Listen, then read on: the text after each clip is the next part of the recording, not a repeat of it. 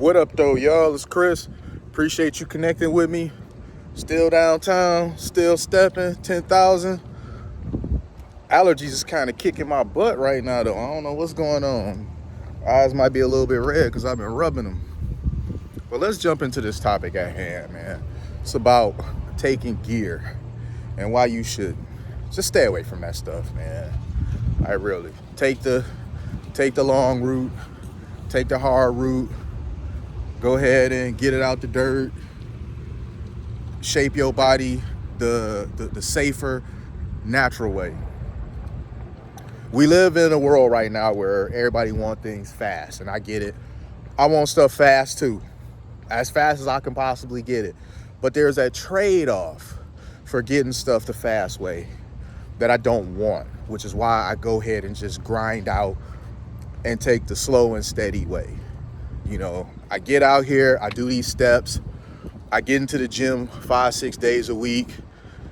You know, it's an uncomfortable process, but I like the results. And I don't want to do something that's gonna possibly jeopardize my health. A lot of people love me, a lot of people depend on me. And so I can't do something that is going to jeopardize my ability to be there for them. So just don't get involved with any of that stuff. It's very bad for the body. We seen so many of these fitness influencers and bodybuilders passing on way sooner than they should have. I don't know if it was last year or the year before. That one guy I was following, Joe Linder. I really liked him. You know, I liked the content that he would do. He was like 30, man. That's crazy. You know, he was one of the few that was very open and honest about the fact that he takes stuff. And I respected that because many don't. You know, you got, what's his name? Larry Wheels. You know, he's another one that's open up front about what he takes. He's had some, you know, health scares. You know, shout outs to him. I'm glad that he's, you know, for the moment, doing okay, doing better than he was. I don't want to see nobody doing damage to themselves, injuring themselves, trying to keep up with these guys. Because in many cases, they will tell you not to do what they're doing. And I know that sounds crazy, right? Because they're abusing their bodies with this stuff. So what does that tell you if they're telling you, don't do this? They are dealing with something that they're probably not speaking on, that has them wishing more often than not that they never would have got involved with this stuff in the first place.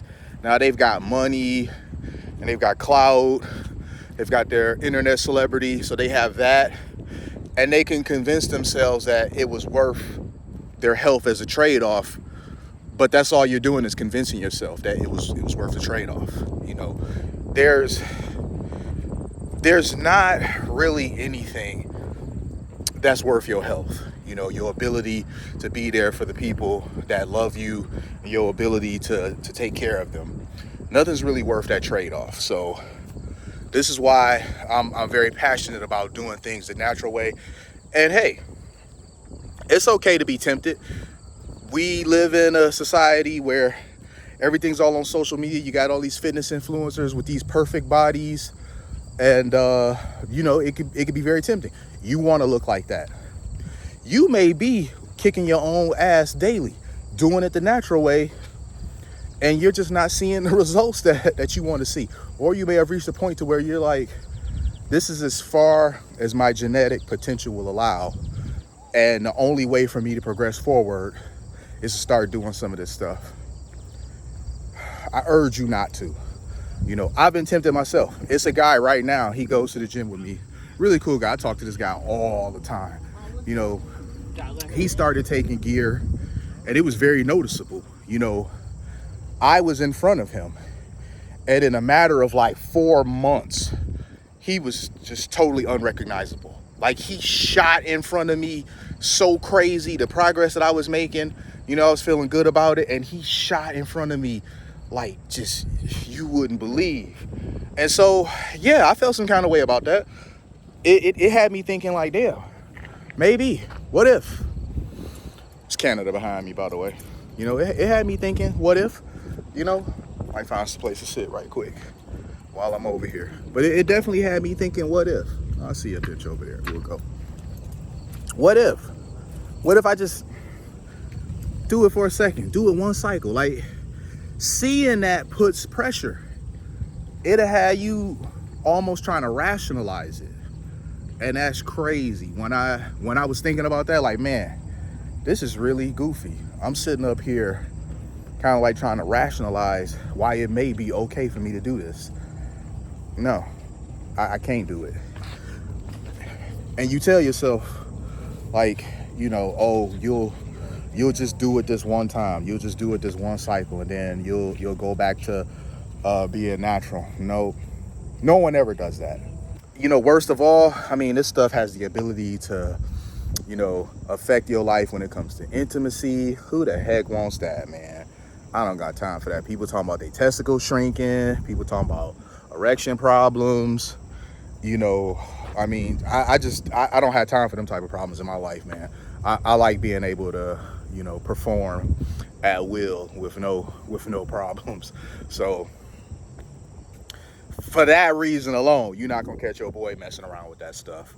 And then some of this stuff cuts off your ability to produce testosterone naturally, and you don't want that. Oh boy, you don't want that. So this is a topic I may revisit in the future. Hopefully, just the idea and thought of it won't affect me the way it did today. But we'll talk about this again in the future, y'all. Like this video, share this video if somebody else needs to hear this. Subscribe if you haven't already. I'm gonna holla at y'all soon. Peace.